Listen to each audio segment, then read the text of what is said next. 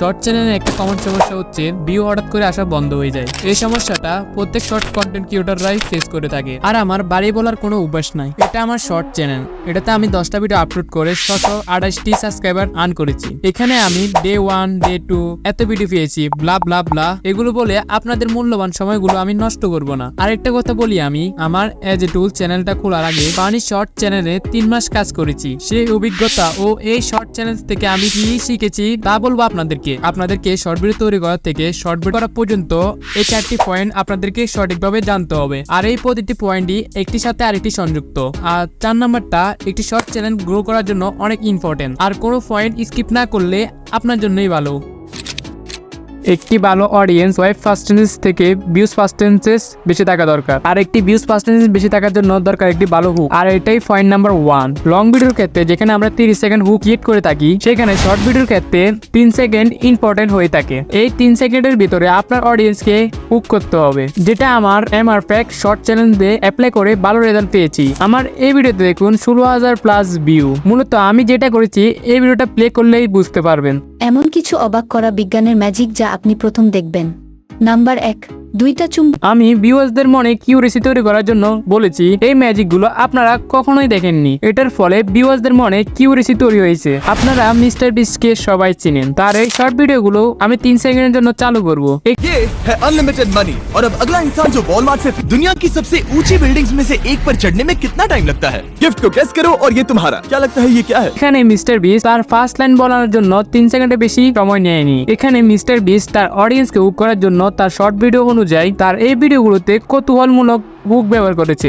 আপনাদেরকে অডিয়েন্স রিটেনশনের দিকে খেয়াল করতে হবে। এটা পয়েন্ট নাম্বার 2। অডিয়েন্স রিটেনশন যেটা, এটা লং ভিডিও আর শর্ট ভিডিওর ক্ষেত্রে পুরোই আলাদা। আপনার শর্ট ভিডিও র্যাঙ্ক করতে হলে আপনাকে পুরো 70 থেকে 100% ভিতরে অডিয়েন্স রিটেনশন রাখতে হবে। আপনি যদি নরমালি আমার এই ভিডিওটা অডিয়েন্স রিটেনশন দেখেন 15% হওয়া সত্ত্বেও এই ভিডিওতে আমার 1500+ ভিউ এসেছে। আর এই অডিয়েন্স রিটেনশন যদি আমার শর্ট ভিডিওতে আসতো তাহলে আমার 100-200 বেশি ভিউ আসতো না। আর এই কথা আমি এমনি বলছি না। এই শর্ট অ্যানালিটিকের অডিয়েন্স রিটেনশন দেখুন আর ভিউজ পার্সেন্টেজ দেখুন। এখন আপনি কি করতে পারেন, আপনার ভিডিওতে অ্যাড হুক ব্যবহার করতে পারেন। এক্সাম্পলের জন্য এই ভিডিওগুলো দেখি। প্রথমে আমি এই ভিডিওটা প্লে করি।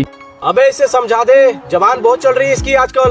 अबे साले কিছু কি খেয়াল করতে পেরেছেন? করলে তো ভালো। এই ভিডিওতে লেখা আছে ওয়েট এবং পানি ইমোজি ব্যবহার করা হয়েছে। এতে বোঝানো হয়েছে ভিডিওর শেষে হাসির কিছু ঘটতে যাচ্ছে। এতে মজার দৃশ্যটা দেখার জন্য সবাই পুরো ভিডিওটা দেখবে। এবার দ্বিতীয় ভিডিওটা চালু করি। This is a mountain of pennies, and for the next 7 days. এখানে কি ভিন্ন কিছু দেখতে পাচ্ছেন? এখানে অডিয়েন্সকে অ্যাক্টিভ রাখার জন্য ভিডিও ক্যাপশন ব্যবহার করা হয়েছে।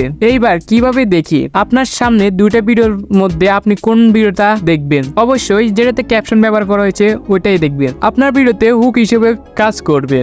Number 3, analytic. শর্ট এবং লং ভিডিওর ক্ষেত্রে যদি আপনি অ্যানালিটিক ভালোভাবে বুঝতে পারেন তাহলে আপনার গ্রোথ করা আরো সহজ হয়ে যাবে। আমার এই শর্ট ভিডিওর অ্যানালিটিকে আমি চলে আসছি। একটু নিচে আসলে অডিয়েন্স রিটেনশন একটা গ্রাফ দেখতে পারবেন। এই গ্রাফটা আপনার ভিডিও ডেভেলপ করার জন্য অনেক কাজে আসবে। কিভাবে বলছি আপনি একটু খেয়াল করলেই দেখবেন। এখানে 100% থেকে আস্তে আস্তে নিচের দিকে নামছে। এতে আপনি বুঝতে পারবেন আপনার ভিডিও কোন জায়গায় ঘাটতি আছে। এবং এই অ্যানালিটিকটি যদি আপনি ভালোভাবে বুঝতে পারেন তাহলে পরবর্তীতে আপনার ভিডিওতে এই ভুলটি আপনি শুধরাতে পারবেন। এবার আমি ব্যাকে চলে আসবো। চলে আসার পর এখানে আমি অ্যানালিটিকে চলে আসবো। এখান থেকে আমি অডিয়েন্সে ক্লিক করে দেবো। এখানে কি লেখা আছে দেখেন, points your viewers are on YouTube. এই গ্রাফটা যদি আপনি ফলো করে ভিডিও আপলোড করেন আপনার ভিডিওতে শুরুতে ভালো একটা পারফরমেন্স পাবেন। কারণ এই গ্রাফে আপনার ভিউ অডিয়েন্স কোন সময় বেশি অ্যাক্টিভ থাকে তা দেখাবে আপনাকে। গ্রাফের যে জায়গাটায় হালকা হলুদ ওই সময় আপনার অডিয়েন্স কম অ্যাক্টিভ থাকে। আর গ্রাফের যে জায়গাটায় গাঢ় হলুদ ওই সময় আপনার অডিয়েন্স বেশি অ্যাক্টিভ থাকে। ওই সময় যদি আপনি ভিডিও আপলোড করেন তাহলে আপনার ভিডিওর পারফরমেন্স আগের তুলনায় অনেক বেশি বৃদ্ধি পাবে যদি আপনি সঠিক নিয়মে ভিডিও আপলোড করেন।